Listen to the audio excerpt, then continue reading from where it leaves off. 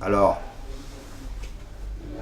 maintenant, on pourrait parler du programme de Nouvelle Donne. On pourrait peut-être dire deux mots quand même de l'Europe, des élections européennes elles-mêmes, les enjeux.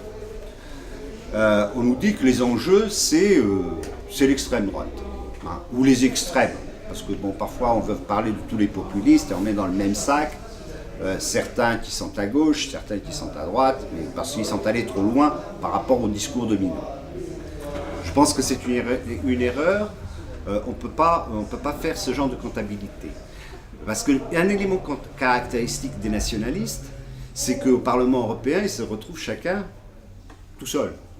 C'est-à-dire qu'il y a tellement d'expressions de nationalistes qu'ils ont 4 ou 5 groupes dans lesquels ils sont intégrés. C'est-à-dire qu'ils ne pèsent rien au Parlement européen, parce qu'ils sont complètement éclatés.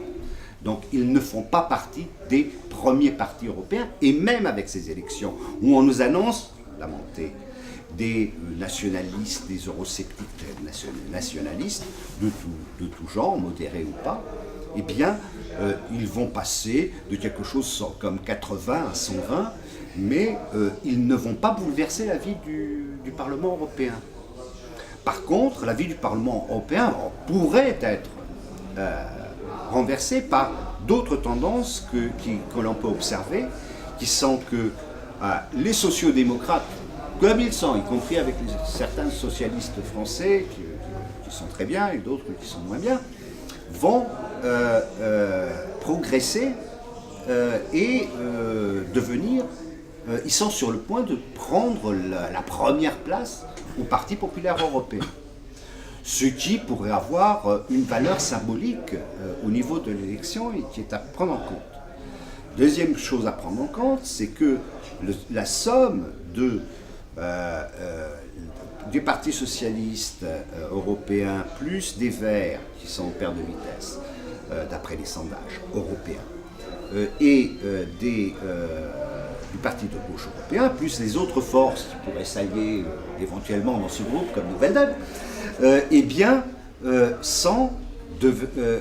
représentent un poids plus important, avec au moins 300 députés annoncés, au lieu de 250 qu'ils avaient avant, l'Assemblée 3, par rapport au groupe qui dominait le Parlement européen jusqu'à maintenant, qui était l'alliance du Parti populaire européen avec les libéraux.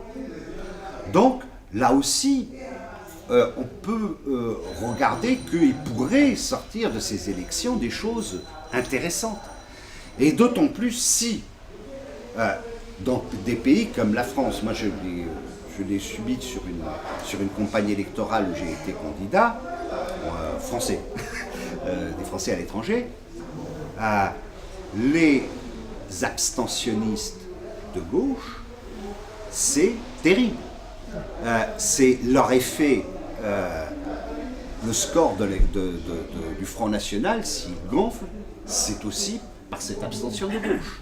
L'équilibre de la représentation au Parlement européen de la gauche au sens large est également imputable au fait que dans tous les pays européens, il y a une déception par rapport à la gauche, surtout quand elle a été au gouvernement, et qui s'exprime par une augmentation de l'abstention. Donc partout où je vais, en Grèce ou en France, je dis, si vous êtes de gauche, surtout, ne vous abstenez pas.